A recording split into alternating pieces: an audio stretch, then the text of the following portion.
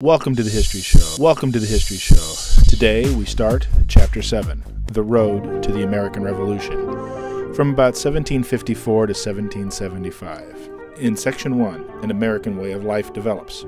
We're looking at colonial society. By the mid-1700s, many families could trace their American roots back for several generations. People were no longer coming to the colonies with hopes of making money quickly and then returning home. Most of those who came to America now saw themselves as part of a unique culture with few ties to their former homelands.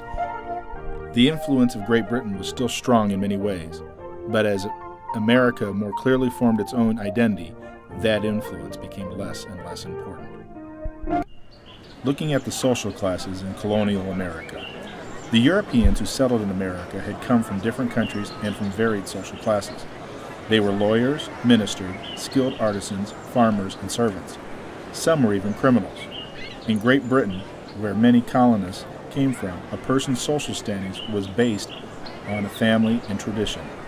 In the colonies, however, social status depended mainly on wealth, occupation, and not on birth. The highest social class in the colonies was known as the gentry. It included church officials, wealthy landowners and planters, and successful merchants. In the middle class were skilled artisans, shopkeepers, and professional people, such as doctors and lawyers. Next were poor farmers, free servants, and unskilled laborers. The lowest social class was made up of indentured servants and slaves. Moving up in America. What made Americans' colonial society unique was social mobility, or the possibility for a person to move from one social class to another. In Great Britain and across Europe, a person stayed in the same class for life. Moving up in society was almost impossible. This was not true in America. Here, people in the lower classes could improve their social standing. For example, a shopkeeper with a profitable business might buy a ship and become a well-to-do merchant, one of the gentry. An ordinary farmer could become a large landowner. An indentured servant, once they finished their service, could move into the middle class as artisans. Only slaves had no chance of improving their social standing. In addition to social mobility in America, there was the Great Awakening. Just as people came to America with different social backgrounds, they came as well with various religious beliefs. Religious freedom had been important to many colonies, and some had fled to America to escape religious persecution. These men and women were fiercely dedicated to the practice of their religion. By the 1700s, however, religious leaders saw their congregation becoming interested in attaining wealth and success. They feared the people were drifting away from religion. This change in the 1730s and 40s, when the movement known as the Great Awakening swept through the colonies, this revival of renewed interest in religion was characterized by preachers' fiery sermons warning people of the dangers of God's anger. Traveling preachers were popular. They held outdoor revival services throughout the colonies, encouraging people to follow the Bible. The leading revivalist preacher was George Whitefield from Great Britain. He drew huge crowds as he traveled from Georgia to New England. So what exactly was the influence of the Great Awakening? The Great Awakening affected the way people thought about religion. More than that, it affected the way people looked at one another and at their society. Massachusetts preacher Jonathan Edwards said, "The Great Awakening touched all people, sober and vicious, high and low, rich and poor, wise and unwise. Free persons stood side by side with those who were enslaved. Each one believed the message of the Great Awakening was for all people, regardless of their social standing. United in this belief, the colonists were more closely drawn together. The principles they came to believe would help them to shape the direction of their lives and the colonies." The Enlightenment ideas in America. While the Great Awakening provoked intense emotion, another movement emphasized science and reason as the guides to life. Followers of this movement thought that reason would help them see the world more clearly. Because of this belief, the movement became known as the Enlightenment, or the Age of Reason. John Locke and natural rights. One Enlightenment thinker was John Locke, an English writer. Locke wrote about the social contract that people made with their government. He determined that the purpose of government was to protect people's natural rights of life, liberty, and the ownership of property. If a ruler or government failed to ensure these rights, then, in Locke's opinion, the government should be changed. Locke's philosophy would prove to be of great importance to the colonial Americans.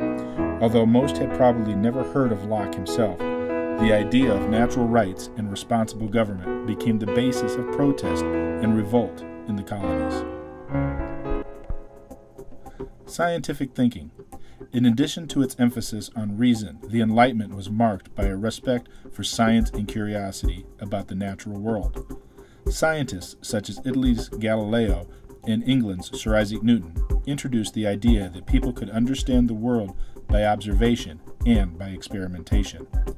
As these ideas came to the colonies, people's interest in science grew. Colleges began to teach science, calling it natural philosophy. Many individuals carried on their own experiments too.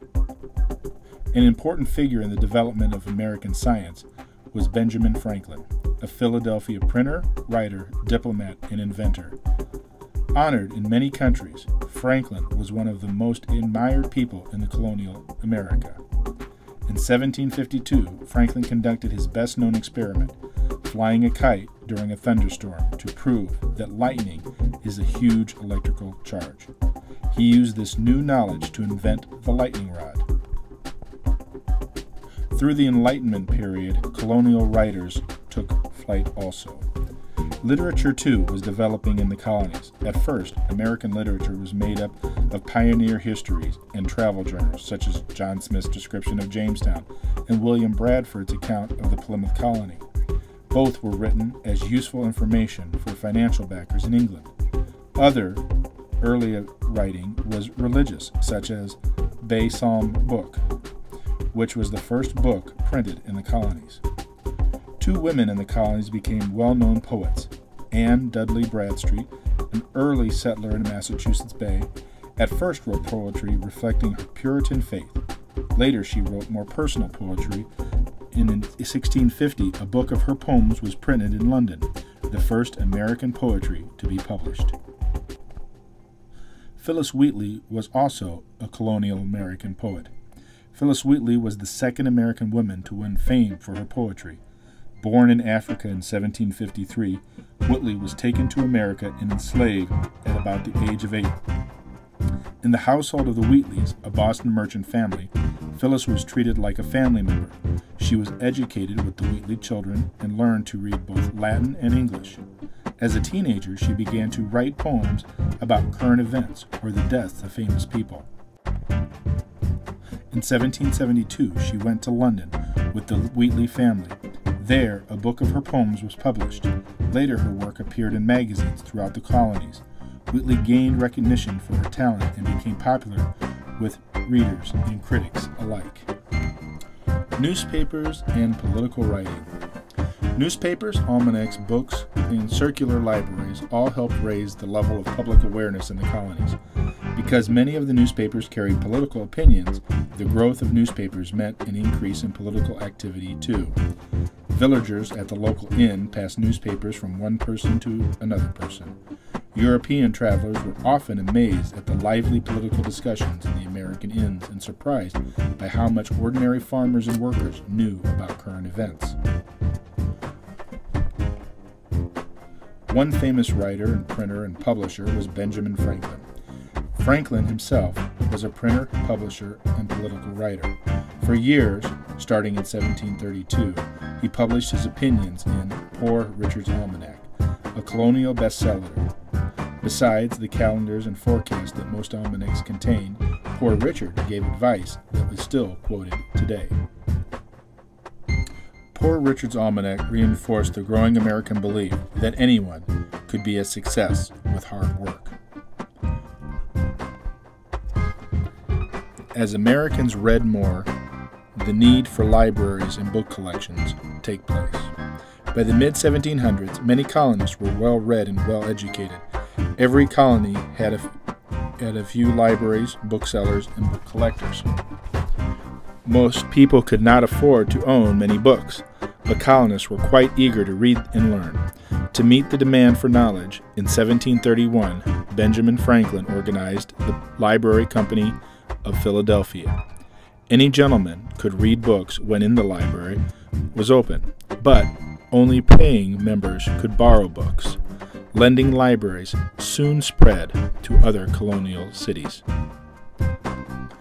With little time to spare, most colonists never went far from home except to take goods to market. The roads they used generally followed existing Native American foot trails.